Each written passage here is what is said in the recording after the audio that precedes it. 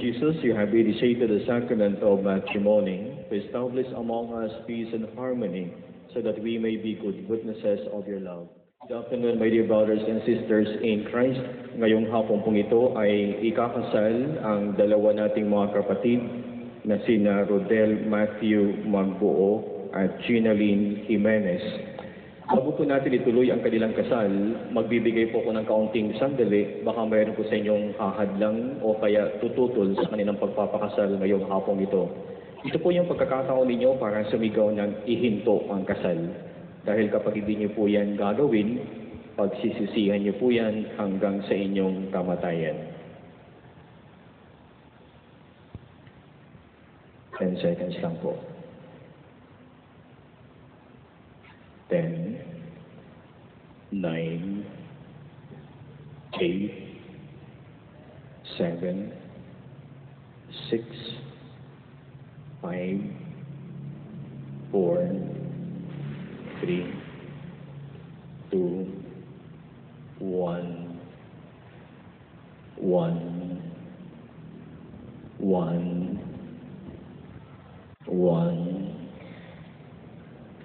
Wala talaga. Rodel, pwede ka na makahinga. Walang tumututol sa'yo. Rodel at Gina, bibigyan ko rin kayong dalawa ng pagkakataon para pag-isipan ninyo kung talagang itutuloy ninyo ang inyong kasal. Hindi ibig sabihin na kapag nandito kayo sa altar ay tuloy-tuloy na ito. Pwede pa kayong umurong. Tingnan ninyo ang mukha ng bawat isa. Makikita niyo yan. Yan ang mukhang makikita ninyo mula ngayon hanggang sa inyong pagtanda. Nakakasawa rin minsan. 10, 9, 8, 7. Mahirap ang buhay ngayon. 5, 4, 3. Mahirap din magkabiyanan.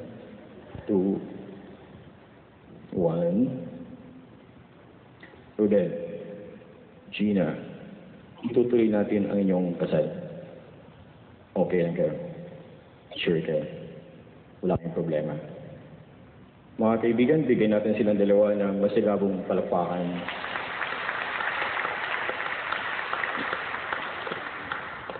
Rodel, Gina, congratulations.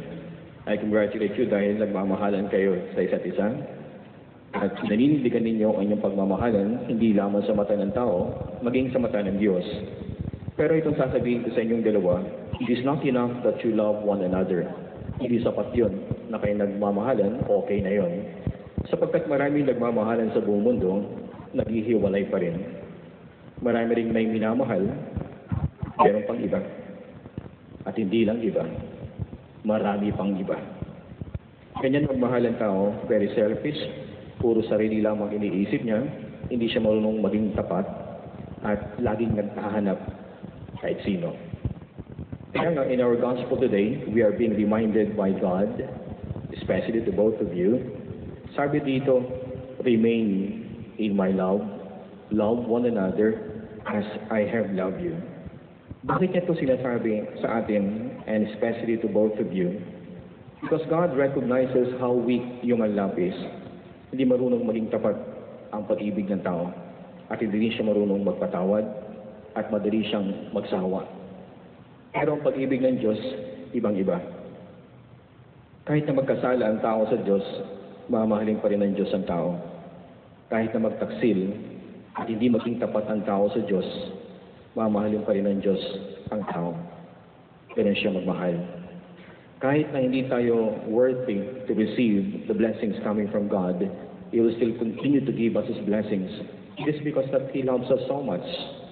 Even to the point na inialay niyang kanyang sariling buhay alang-alang sa pag-ibig. That's why we are being reminded by God, love one another as I have loved you. Kung baga, kung paano ninyo naramdaman sa inyong personal na buhay ang pag-ibig ng Diyos, it would be the same kind of love that you're going to share to one another. Kung naramdaman ninyo ang katapatan ng Diyos sa inyong personal na buhay, you should learn to be faithful to one another. Kung naranasan ninyo ang pag-ibig at kapatawaran ng Diyos sa inyong buhay, you have to do the same to one another. That's the very meaning of love one another as I have loved you. Kaya nga pinapaalala niya sa atin, remain in my love. You really have to remain in God's love sapagkat ang pag-ibig ng Diyos lamang ang makakatulong sa inyo para maging matatag ang inyong pagmamahalan sa isa't isa. You cannot do it without God's love. That's why you really have to include God's love in your love for one another. Ruden, ikaw ang haligi ng tahanan. Alagaan mo ang sarili mo. Huwag kang magkakasakit. At huwag na huwag mong sisirain ang sarili mo. Alam mo, Rodel, kapag masisira ka, hindi lamang ikaw ang masisira. Madadamay si Gina. Madadamay ang iyong mga anak, buong pamilya, buong angkan, makakahatak lahat sa kunting pagkakamali. So I ask you to pray to God, maging matatag at matibay ka sana sa buhay mo sapagkat ikaw ang magdadala ng pamilya mo. Remember, obligasyon mo na dalhin mo ang pamilya mo sa langit. In the same way, ako, pare, obligasyon ko rin na dalhin ko ang mga parokyano ko sa langit. So I really have to pray for them a lot, and you have to do the same to your family. Don't worry, your wife will always be with you. Nandiyan siya palagi para tulungan ka. Please pray to God. Gina, ikaw ang ilaw ng tahanan. Ilawan mo si Ruden. Alam mo, hindi sa lahat ng panahon, diretso ang lakad ni Ruden. Lumiliko yan sa kaliwa. Lumiliko rin yan sa kanan. Hindi ko alam kung saan siya pumupunta. Siya naman nakakaalam nun. Sana hindi kami nagkita doon. Pero itong paalala sa iyo, Gina, ang ilaw na gagamitin mo sa asawa mo ay ang iyong lubos at delisay na pag-ibig. Please love Ruden, your husband. Mahalin mo siya. Alam mo, kapag mahal na mahal mo si Ruden, hindi yan magtataksil. Hindi yan maghahanap ng iba. Mananatili ang tapat sa iyo. In fact, you will serve as his inspiration in life, especially in down moments of his life. Darating yung mga panahon na parabagang susuko siya. Darating yung panahon na parabagang hindi niya nakaya. But you will always be there to inspire him and to tell him, we can do it. We have to pray to God. That's why you will always serve as a light for him, especially in the dark moments of his life. Please be a light. Please love your husband. Show your respect to your husband. And let him feel how much you love your husband. Ruden, Gina, sinimulan ninyo ang inyong buhay mag-asawa sa altar ng Diyos. I hope tuloy-tuloy ito, nakasama niyo pa rin ang Diyos sa inyong buhay mag-asawa. Please pray as a couple. Please pray as a family.